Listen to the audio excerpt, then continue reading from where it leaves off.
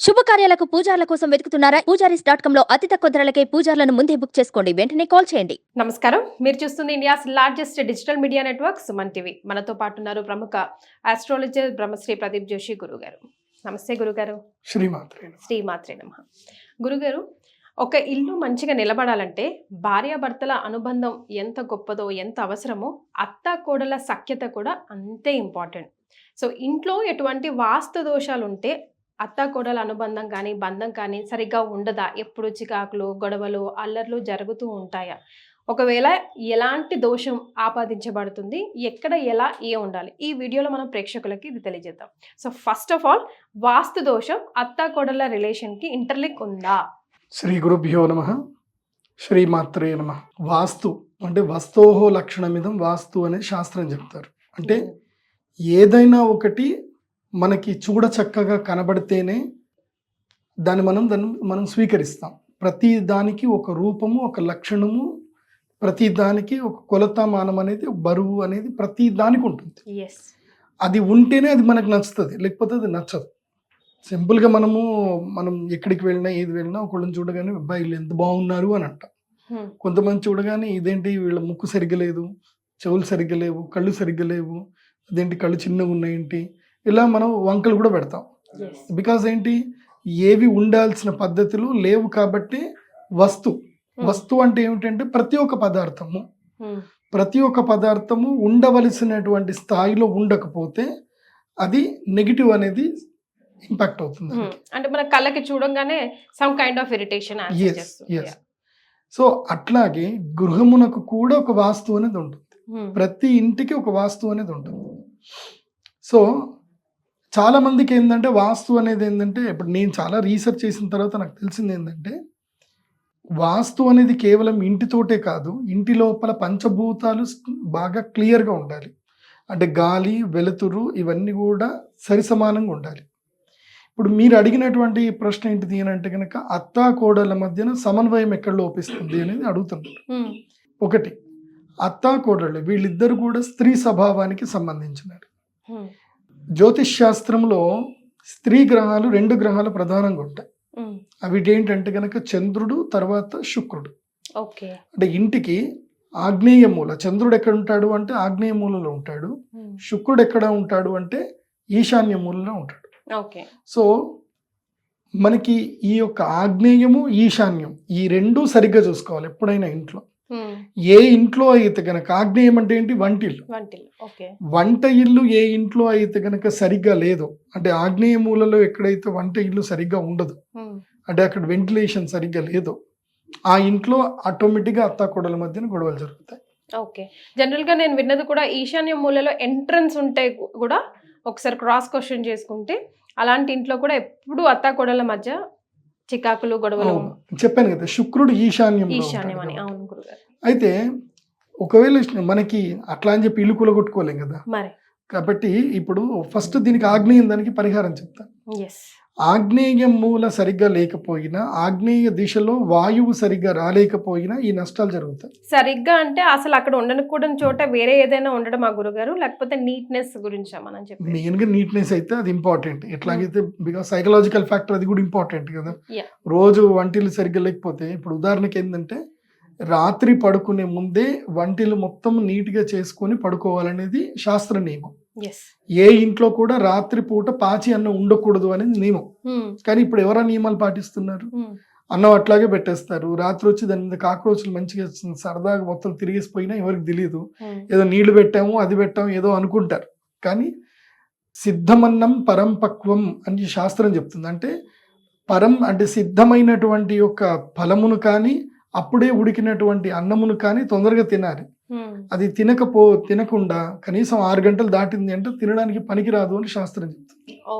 అట్లాగే ఆహార పదార్థాల విషయంలో కూడా అందుకోసమే ఆగ్నేయం ఇంట్లో చాలా కీలకం. ఈ ఆగ్నేయ ప్రదేశంలో ఏం జరుగుతుంది అని అంటే, కీలకంగా వాయువు, వెలుగు ఇవి 2 సరిగ్గా రావాలి.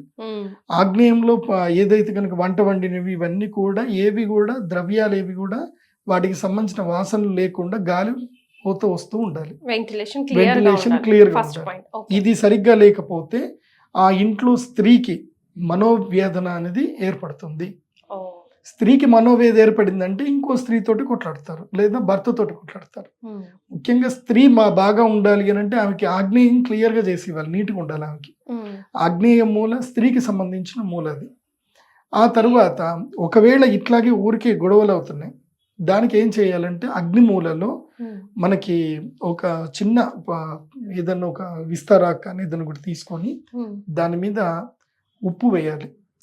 ఉప్పు వేసేసి కల్లుప్పు వేసి దాని మీద పసుపు వేసేసి దాని మీద దీపం పెట్టి నెయ్యి దీపం వెలిగించుకోవాలి. దీనివల్ల ఒక చిన్న పరిహారం ఇది. అక్కడ ఆగ్నేయ మూలలో నెయ్యి దీపం ఉప్పు వేయడం వల్ల ఏంటంటే అగ్ని శాంతం అవుతుంది. అగ్నిని శాంతం చేయాలంటే అగ్నితోటే శాంతి చేయాలి, ఇంకా వేరే దాంతో చేయడానికి లేదు.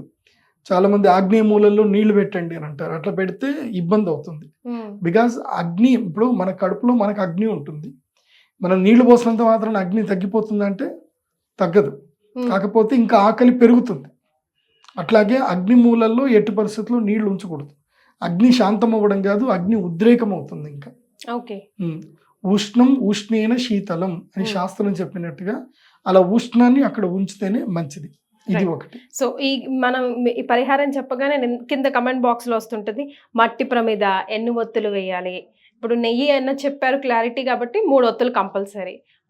మట్టి ప్రమిద 3 ఒత్తులు కూడా అక్కర్లేదు, సింపుల్ చెప్తున్నాను. ఎప్పుడైనా గుర్తుపెట్టుకోండి, గ్రహదోష పీడా పరిహారానికి చేసే దీపాలు ఎలా ఉండాలి అని అంటే అది కూడా మీకు చెప్తాను వినండి. అంటే పెద్ద మనము కనీసం హస్త పరిమాణంలో దీపం ఎంత ఉండాలి, ఎవరిదైతే హస్త పరిమాణం 2 దీపాలు. ఒకటి ఎట్లా మనకి ఇది డ్రోజ్ అవుతుంది కదా, ఇది నూనెతోటి ఇదైపోతుంది కదా, 2 ఉండాలి తప్పకుండా. ఒక దాంట్లో ఒకటి పెట్టుకోవాలి, దాని నిండా నెయ్యి వేయాలి. ఈ దీపం ఎలాంటి దీపం పెట్టాలి అని అంటే ఇలా సైడ్ లో పెట్టే దీపం కాదు. మీరు అడిగే మంచి చేశారు. ఏం లేదండి, ఒక చిన్న కర్చిప్ లాంటి క్లాత్ తీసుకోవాలి, చిన్నగా 3 inch by 3 inch white colour cloth ఒకటి తీసుకోవాలి, కాటన్ క్లాత్ ఏదైనా కట్ చేసేసుకోవాలి. అందులోపల బియ్యం వేయాలి. బియ్యం వేసి దాన్ని ఏం చేయాలంటే ఒక రూపాయి బిళ్ళను ఇది ఒకటి పెట్టేసి, రాగి బిళ్ళ పెట్టేవాడు మునుపటి కాలంలో, రాగి బిళ్ళ పెట్టి దాన్ని దారంతో చుట్టి కట్టేవాడు. బోనంలో మనం చేసుకున్నట్టు బోనం బత్తులు, బోనం బత్తి అంటారు కదా, అలాంటిది బోనం బత్తి చేసి మధ్యలో పెట్టాలి, పెట్టి వెలిగించండి, అది బాగుంటుంది. ఒకవేళ ఇది కాకుండా ఇలాగే ఉంది, ఇప్పుడు చాలా మంది కిచెన్లో మొత్తం మాకు వార్డ్రోబ్లు ఉన్నాయండి, మేము ఎట్లా పెట్టుకోవాలి, ఆ దీపంతో మాకేమైనా మంట అంటుతుందేమో అది ఇది కూడా కొంతమంది అంటారు. అలాంటి సందర్భంలో అదే ఆగ్నేయ మూలలో ఇలాంటిది ఉప్పు ఉంచి ఆ ఉప్పు పైన ఏం చేయండి అని అంటే ఈ పచ్చకర్పూరం ఉంటుంది కదా, పచ్చకర్పూరం ఒక చిన్న క్లాత్ లో చుట్టేసి పచ్చకర్పూరం అక్కడ పెట్టేయండి. అది కూడా అగ్నితో సమానమే పచ్చకర్పూరం. సో అది రెగ్యులర్ గా ఇన్ఫ్లుయెన్స్ అవుతుంది, మళ్ళీ దీపాలు పెట్టడాలు జిడ్డు ఏమి ఉండదు. అది ఒకటి ఈజియెస్ట్ వే, పచ్చకర్పూరం పెట్టేసినా సరిపోతుంది. ఇంకొకటి చాలా మంది ఒక పెద్ద తప్పు చేస్తారు ఇంట్లో. చాలా మంది ఈస్ట్ ఫేసింగ్ ఇళ్లలో ఏం చేస్తారు అని అంటే గనక మెట్లు కట్టుకుంటారు. ఎటువైపు అంటే ఆగ్నేయం వైపు మెట్లు వేస్తారు. సరే, ఆగ్నేయం వైపు తూర్పు అంటే ఇప్పుడు ఈస్ట్ ఎంట్రన్స్ ఉందనుకోండి, ఈస్ట్ ఎంట్రన్స్ లో సౌత్ నార్త్ అన్నట్టుగా మెట్లు కడతారు. ఇది బాగానే ఉంది. కానీ మెట్లు కట్టిన తర్వాత ఈ ఒక పిసినారితనం ఏం చేస్తారు అంటే ఆ మెట్ల కింద బాత్రూమ్ పెట్టడము, ఆగ్నేయ మూలకి లాట్రిన్ పెట్టడము చేస్తారు. ఎట్టి పరిస్థితిలో చేయకూడదు. ఏ ఇంట్లో అయితే గనక మెట్ల కింద లాట్రిన్ ఉంటుందో, బాత్రూమ్ ఉంటుందో ఆ ఇంట్లో తప్పకుండా సమస్యలు ఉత్పన్నం అవుతాయి, అందులో డౌట్ లేదు. నేను ఎక్స్పీరియన్స్ తోటి చెప్తున్నాను. బికాస్ నేను ఇప్పటికి 100,000 మందికి వాస్తు చూశాను కాబట్టి ప్రతి ఒక్కరి ఇండ్లలో నిన్న చూశాను నేను. ఆ ఇంట్లో అనారోగ్యం ఉంటుంది, ఆ ఇంట్లో సమస్యలు ఉంటాయి, చాలా సమస్యలు ఉంటాయి.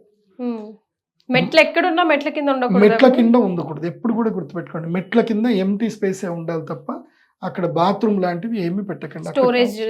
పూల కుండీలు పెట్టుకోండి, కావాలంటే పూల కుండీలు పెట్టండి, ఏదైనా స్టోరేజ్ అంటే ఏదైనా వస్తువులు పెట్టుకోండి. కానీ మాత్రం నీళ్లు, బాత్రూమ్ ఇట్లాంటివి మాత్రం పనికిరావు. అది ఉంటే గనక ఆ ఇంట్లో అత్తా కోడలకి కాదు, ఇంట్లో అందరికీ సమస్యనే ఉంటుంది.